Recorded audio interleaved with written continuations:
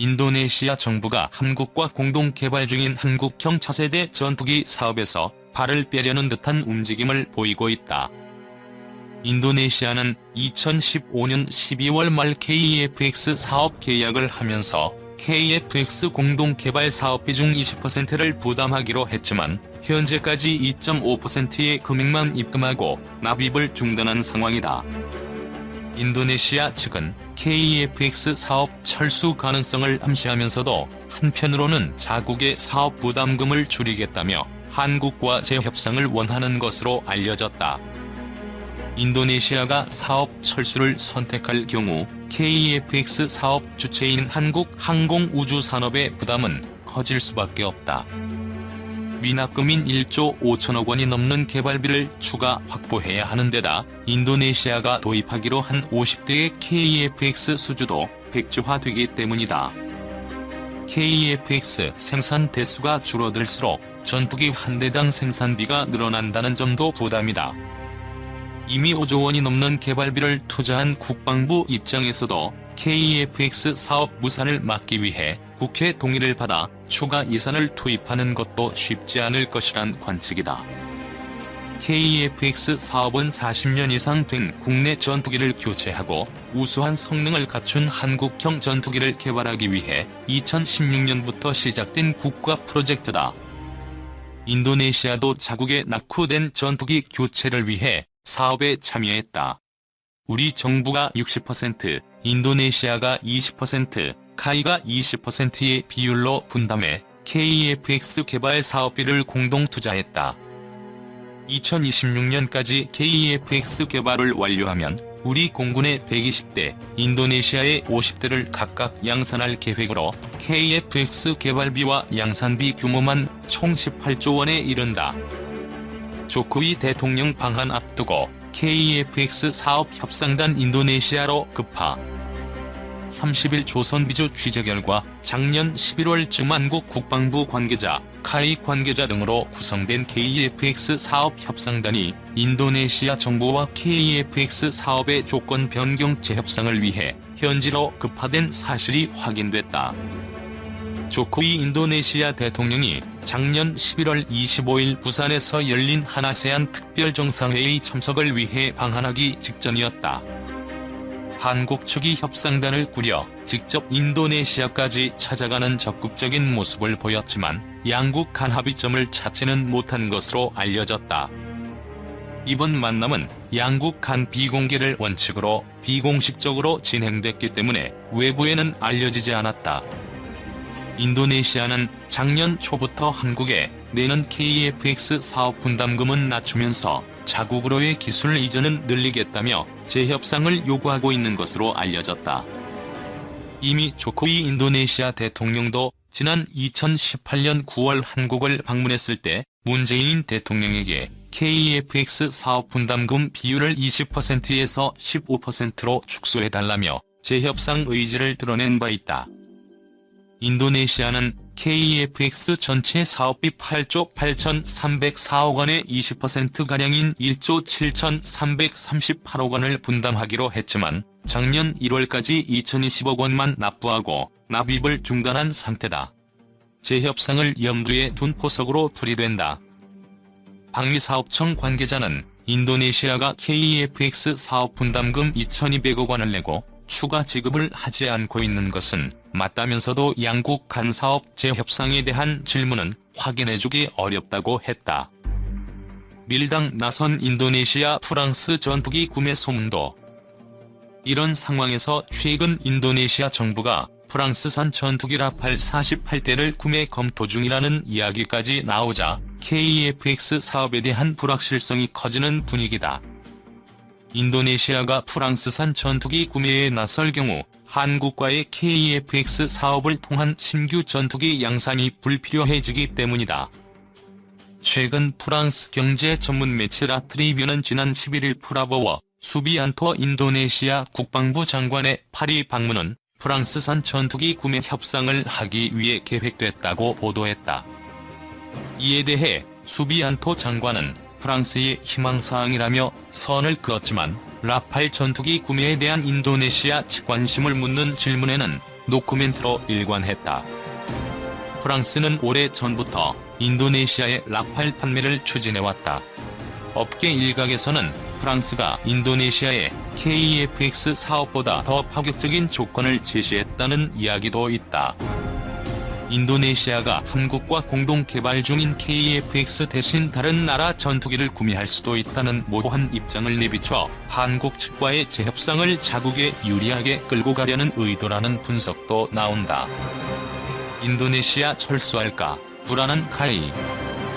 인도네시아가 KF-X 사업에서 철수하고 한국만 단독으로 사업을 진행할 경우 인도네시아가 미납한 1조 5,318억 원을 마련하지 않으면 사업의 차질이 불가피하다. 카이 입장에선 사활을 걸고 추진하는 미래 매출원이기 때문에 어떻게든 부족금을 충당해야 하는 상황이다. 현재 2조 3,860억 원의 부채를 가진 카이 입장에서는 추가 자금 투입은 부담이 클 수밖에 없다. 국방부 역시 인도네시아의 사업 이탈에 대한 정치적 질타를 피할 수 없다. 국회로부터 1조 원이 넘는 국방 예산을 추가로 승인받기도 쉽지 않은 일이다. 가장 큰 문제는 인도네시아에서 양산하기로 예정된 KF-X 전투기 50대가 생산 계획에서 빠진다는 점이다. 계획한 전투기 생산 대수가 줄어들면 전투기 가격까지 영향을 미칠 수 있어서다. 현재 양산 계획을 토대로 하면 KF-X 1대당 가격은 800억 원대로 추정되는데 인도네시아가 빠질 경우 30% 정도 생산량이 감소, KF-X 가격이 기존 예상가보다 오를 수밖에 없다는 것이다. 미국 로키드 마틴이 제조한 스텔스 전투기 F-35E의 가격을 넘길 수도 있다. 이렇게 되면 우리 기술로 미국산보다 저렴하지만 성능은 뛰어난 한국형 전투기를 만들겠다는 당초 사업 취지가 흔들릴 수도 있다. 업계 관계자는 카이가 인도네시아 측 사업 개발비 미납금을 부담하는 만큼 전투기 양산 시가격에 반영할 수밖에 없고 인도네시아 발주 물량이 사라지는 만큼 생산량도 줄어 부품 단가 등 생산비가 높아진다며 결과적으로 KF-X 전투기 가격을 높이게 돼 가격 경쟁력을 떨어뜨리게 된다고 했다. 또 다른 업계 관계자는 우리 공군이 공급받을 KF-X 120대 가격도 같이 오르게 돼 예정한 예산 10조 원을 넘어설 것이라고 했다. 국내 중소기업 첨단 레이더 핵심 부품 개발 성공, 한국형 레이더 개발 가속화. 한국 중소기업 질화갈륨 트랜지스터 개발 성공.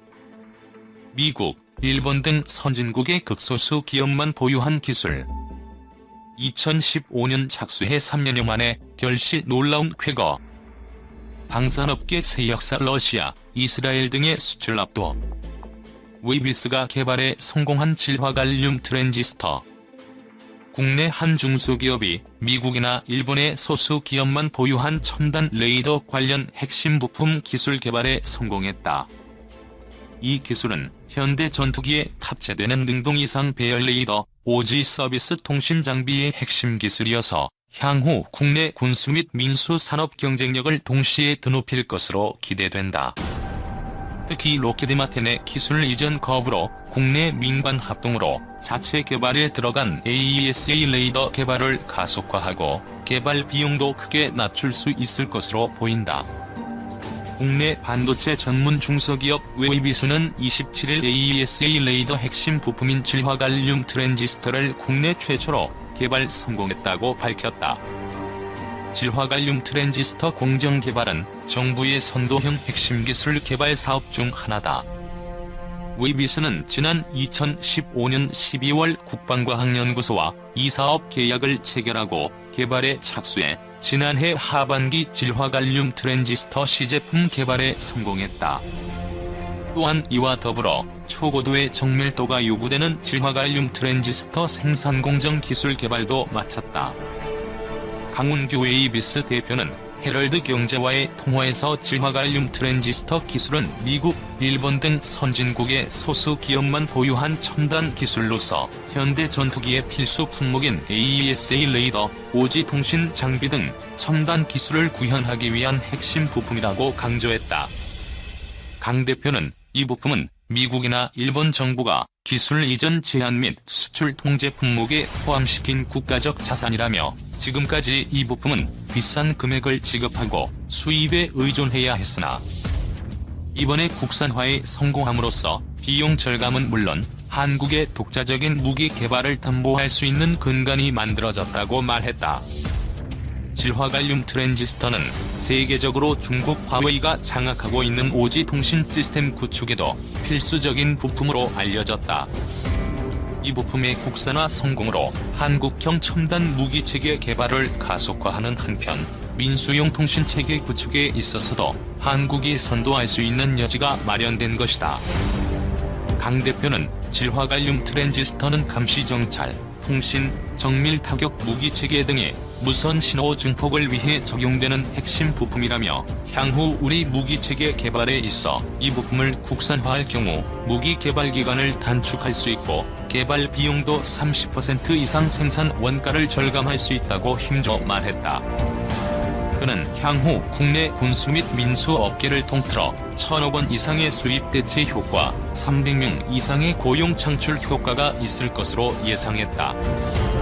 아울러 한국 군수업체가 개발한 무기라 하더라도 외국산 핵심 부품이 사용됐다면 수출이 제약된다.